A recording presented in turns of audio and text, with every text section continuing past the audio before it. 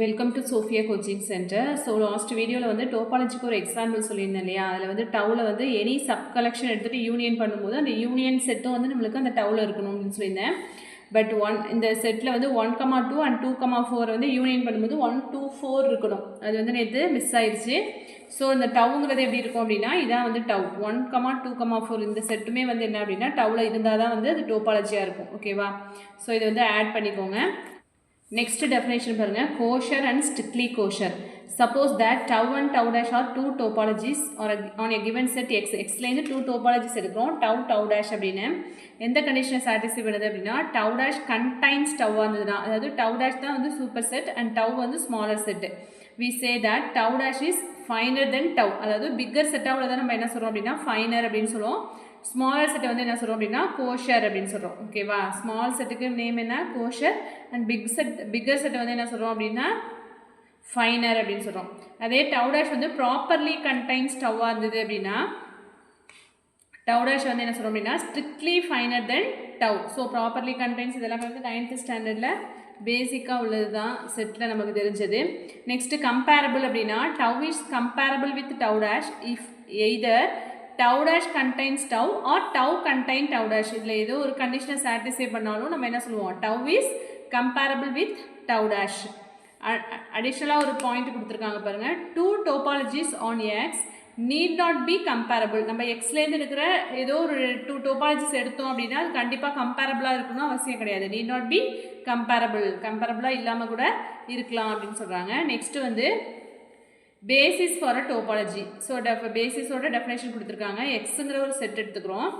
Basis for a topology on X. Basis எப்படி சொல்லுவோம் அப்படின்னா it's a collection script B of subsets of X. எக்ஸ்லேருந்து எடுக்கிற ஒரு கலெக்ஷன்ஸ்லாம் வச்சு ஸ்கிரிப்ட் பி அப்படிங்கிற ஒரு செட் வந்து எடுக்கிறோம். சச் தட் ஸோ இந்த 2 கண்டிஷன்ஸை சாட்டிஸ்ஃபை பண்ணிடுச்சு அப்படின்னா நம்ம என்ன சொல்லுவோம்? Script B is a basis அப்படின்னு சொல்லிடலாம். ஃபஸ்ட்டு கண்டிஷன் பாருங்கள், for each x belongs to X. எக்ஸ்லேருந்து எடுக்கிற ஈச் எலமெண்ட் எக்ஸ் வந்து எப்படி எடுக்கணும் அப்படின்னா there is at least 1 basis element B containing x. பியிலேருந்து நம்ம எடுக்கிற பேசிஸ் எலமெண்ட் என்ன பண்ணியிருக்கணும் அப்படின்னா இந்த எக்ஸை வந்து கண்டைன் பண்ணி வச்சுருக்கோம். நம்ம எடுக்கிற பேசிஸ் எலமெண்ட் எல்லாத்துலேயுமே வந்து இந்த எலமெண்ட் வந்து எக்ஸ் வந்து இருக்கும் அப்படின்னு சொல்கிறாங்க. First condition. Next if X belongs to B1 intersection B2. B1 B2 ரெண்டுமே வந்து நம்ம பேசிஸ்லேருந்து எடுக்கிற எலமெண்ட் தான். அது அதோட இன்டர்செக்ஷன்லேருந்து ஒரு எலமெண்ட் எடுக்கிறோம். ஓகேவா? 2 பேசிஸை வந்து இன்டர்செக்ட் பண்ணும்போது அதுலேருந்து ஒரு எலமெண்ட் எடுக்கிறோம் அப்படின்னா எக்ஸுங்கிற எலமெண்ட் அதில் இருக்குது.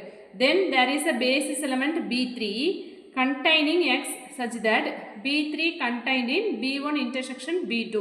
So another basis element B3 அப்படின்னு எடுத்துட்டோம் அப்படின்னா அதில் B3 வந்து என்ன? containing x such that அந்த B3 வந்து எதில் இருக்கும் அப்படின்னா B1 intersection B2வில் வந்து கண்டைன் ஆகிருக்கும். ஓகேவா? கண்டிப்பாக B3 வந்து என்ன அப்படின்னா contained in B1 intersection B2. So இந்த 2 கண்டிஷன்ஸை சாட்டிஸ்ஃபை பண்ணிச்சுன்னா ஸ்கிரிப்ட் B வந்து என்ன சொல்லுவோம் அப்படின்னா நம்ம பேசிஸ் அப்படின்னு சொல்லுவோம். Basis for a topology on X. So example போட்டோம் அப்படின்னா உங்களுக்கு கிளியராக புரியும்.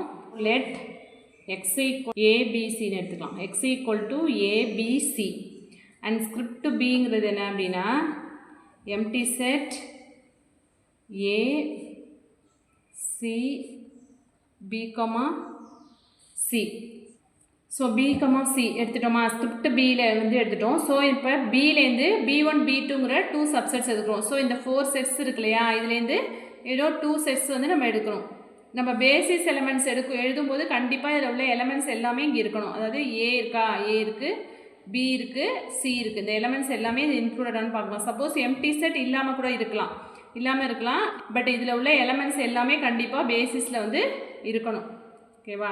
ஸோ எக்ஸ் வந்து ஏபிசி அண்ட் பி எழுதிட்டோம். நெக்ஸ்ட்டு வந்து 2 பேசிஸ் எலமெண்ட்ஸ் எழுதணுமா? B1 ஈக்குவல் டு ஏன்னு எடுத்துக்கலாம் and B2 equal to B comma சின்னு எடுத்துக்கலாம். ஸோ B1 B2 எடுத்துட்டோம். ஸோ ரெண்டுக்கும் இன்டர்செக்ஷன் போட்டால் என்ன வரும்? B1 intersection B2 equal to என்ன வரும்? Empty set. எம்டி செட்டாக நம்ம என்ன கண்டிஷன் பார்த்தோம் அப்படின்னா B1 இன்டர்செக்ஷன் B2 போடும்போது அந்த எலமெண்ட் வருது இல்லையா? அதோட சப்செட்டு கண்டிப்பாக எதில் இருக்கணும் அப்படின்னா ஸ்கிரிப்ட் பியில் இருக்கணும். இப்போ எம்டி செட்டோட சப்செட் அப்படிங்கும்போது இதில் வந்து சிங்கிள்டன் செட் எம்டி செட் தான் கிடச்சிருக்கு. ஸோ அதுக்கு எம்டி செட் மட்டும்தான் சப்செட்டாக இருக்கும். ஸோ அந்த செட் வந்து கண்டிப்பாக அங்கே இருக்கும், ஸ்கிரிப்ட் பியில் வந்து இருக்கும். ஓகேவா? அதாவது empty set always belongs to script B. இதுதான் வந்து என்ன அப்படின்னா B3. நம்ம எடுத்துக்கிற இந்த எம்ஜி இதோட சப்செட் வந்து எம்டி செட், அது வந்து என்ன அப்படின்னா B3. அது வந்து என்ன அப்படின்னா பிலாங்ஸ் டு ஸ்கிரிப்ட் பி. உங்களுக்கு நான் அனதர் எக்ஸாம்பிள் ஒன்று போட்டு காட்டுறேன். இப்போ எக்ஸ் ஈக்குவல் டு 1 2 3 4 5 இது வந்து எக்ஸ்ன்னு எடுத்துட்டோம் அப்படின்னா ஸ்கிரிப்ட் பி வந்து சம் 2 2 3 4 1 2 3 5. இப்போ வந்து நம்மளுக்கு ஃபஸ்ட்டு கண்டிஷன் என்ன, எக்ஸில் உள்ள எல்லா எலமெண்ட்ஸுமே வந்து என்ன அப்படின்னா ஸ்கிரிப்ட் பியில் வந்து இருக்கணும். இருக்கா? 1 இருக்குது, 2 3 4 5 எல்லா எலமெண்ட்ஸுமே இருக்குது. இப்போ செகண்ட் கண்டிஷன் என்ன அப்படின்னா இதுலேருந்து நம்ம B1 B2ன்னு 2 பேசிஸ் இருக்கும். இப்போ நான் இதுலேருந்து எந்த சப்செட்டை வேணாலும் B1 எடுத்துக்கலாம், B2ன்னு எடுத்துக்கலாம். So B1 equal to 2 3 4 and B2ங்கிறது என்ன அப்படின்னா 1 2 3 5. இப்போ இந்த 2 செட்ஸ்க்கும் இன்டர்செக்ஷன் போட்டோம் அப்படின்னா B1 இன்டர்செக்ஷன் B2 போடுங்க. என்ன வரும்? 2 வந்து காமனாக இருக்குது அண்ட் தென் 3. ஸோ 2, 3. இப்போ இதோட சப்செட் வந்து எதில் இருக்கணும் அப்படின்னா ஸ்கிரிப்ட் பியில் இருக்கணும். இப்போ இதோட சப்செட் வந்து என்ன, script singleton 2 and singleton 3 empty set also இதோட சப்செட் தான். இப்போ வந்து ஸ்கிரிப்ட் சிங்கிள்டன் 2ங்கிறது எங்கே இருக்குது? ஸ்கிரிப்ட் பியில் வந்து இருக்கா? இந்த சப்செட் 2ங்கிறது என்ன அப்படின்னா பிலாங்ஸ் டு ஸ்கிரிப்ட் பி. இதுதான் வந்து B3 அப்படின்னு சொல்கிறோம். சாரி, சிங்கிள்டன் 2 வந்து எதில் இருக்குது அப்படின்னா B1 இன்டர்செக்ஷன் B2ல் இருக்குது. That is contained in 2, 3. அதாவது 2 கண்டிஷன்ஸ் வந்து சாட்டிஸ்ஃபை பண்ணிச்சு. அதனால இது வந்து என்ன சொல்கிறோம் அப்படின்னா பேசிஸ் அப்படின்னு சொல்லலாம். Script B is a basis அப்படின்னு சொல்லலாம். Basis for a topology on X. But இது வந்து எந்த டோபாலஜிலேருந்து நம்ம எடுத்தோம் அப்படின்னு எப்படி ஃபைண்ட் அவுட் பண்ணுறது அப்படின்னா அதுதான் வந்து topology generated by a basis ஒரு டாபிக் கொடுத்துருக்காங்க. ஸோ நான் மெட்டீரியல் வந்து அது கிளியராக எக்ஸ்பிளைன் பண்ணியிருக்கேன். பட் இங்கே வந்து நான் உங்களுக்கு எக்ஸாம்பிளோடய சொல்லிடுறேன். ஸ்கிரிப்ட் பி அப்படிங்கிறது எந்த டோபாலஜிலேருந்து எடுத்தோம் அப்படின்னு எப்படி ஃபைண்ட் அவுட் பண்ணுறதுனா நம்ம எடுக்கிற டோபாலஜியில் இதில் உள்ள எலமெண்ட்ஸ் எல்லாமே வந்து என்ன அப்படின்னா இன்க்ளூடடாக இருக்கணும். ஓகேவா? இப்போ உங்களுக்கு பியில் வந்து எம்டி செட் கொடுக்கல அப்படின்னாலும் நம்ம டோபாலஜி எழுதும்போது என்ன எம்டி செட்டை வந்து இன்க்ளூட் பண்ணிக்கணும். டோபாலஜியில் கண்டிப்பாக எம்டி செட் வந்து என்ன அப்படின்னா இருக்கணும். ஸோ இந்த ஸ்கிரிப்ட் பிங்கிறது எந்த டோபாலஜிலேருந்து எடுத்திருக்காங்க அப்படின்னா டவ் ஈக்குவல் டு கண்டிப்பாக எம்டி செட் இருக்கணும். இதில் உள்ள எலமெண்ட்ஸ் எல்லாமே இருக்கும். பேசிஸ் இருக்கு இல்லையா, பேசிஸில் உள்ள எல்லா எலமெண்ட்ஸுமே வந்து இதில் இன்க்ளூட் ஆகிருக்கணும். அதாவது 2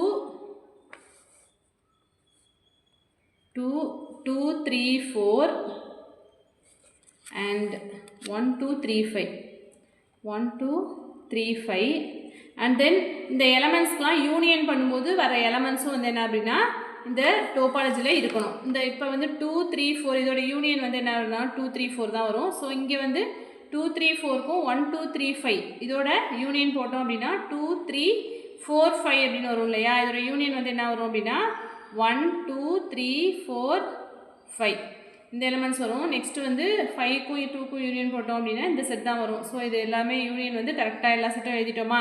ஸோ இந்த டோபாலஜிலேருந்து தான் வந்து என்ன அப்படின்னா இந்த பேசிஸ் வந்து இருக்கும். Script B is a basis on the topology tau. இந்த பேசிஸ் தான். ஓகேவா? இதை தான் வந்து topology generated by the basis அப்படின்னு சொல்கிறாங்க. ஓகேவா? நம்ம ஸ்கிரிப்ட் பி எடுக்கும்போது அதில் எம்டி செட் இல்லைனாலும் டோபாலஜி எழுதும்போது அதில் வந்து நான் எம்டி செட்டுக்கு இன்க்ளூட் பண்ணிக்கணும். பேசிஸில் உள்ள எல்லா எலமெண்ட்ஸையும் எழுதிட்டு அந்த பேசிஸில் உள்ள எலமெண்ட்ஸ்க்கு யூனியன் பண்ணும்போது வர எலமெண்ட்ஸையும் இதில் எழுதிட்டோம் அப்படின்னா அதுதான் வந்து அந்த basis generated by the topology generated by the basis. ஓகேவா? இதான் வந்து உங்களுக்கு தியரிட்டிக்கலாக நான் வந்து மெட்டீரியலில் கொடுத்துருக்கேன். ஓகேவா?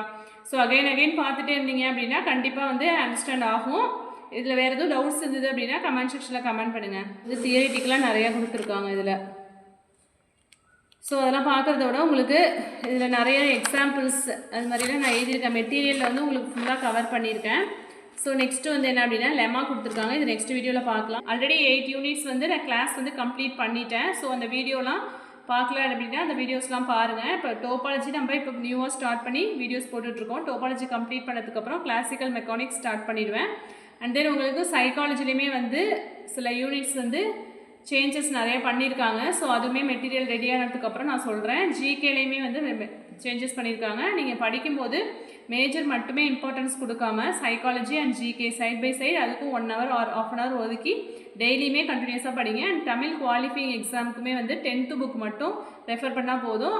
10th புக் வந்து கண்டினியூஸாக அதே சைட் பை சைட் படிச்சுட்டே இருங்க. ஏன்னா உங்களுக்கு தமிழ் குவாலிஃபை எக்ஸாம் வந்து குவாலிஃபை ஆனால் தான் நெக்ஸ்ட்டு உங்களோட மேஜர் பேப்பரே கரெக்ஷன் பண்ணுவாங்க. ஓகேவா? ஸோ எல்லாத்துக்குமே ஈக்குவல் இம்பார்ட்டன்ஸ் கொடுத்து படிங்க. பதட்டப்படாமல் கண்டிப்பாக ஜாப் கிடைக்கும் அப்படிங்கிற நம்பிக்கையோட படிங்க. தேங்க்யூ.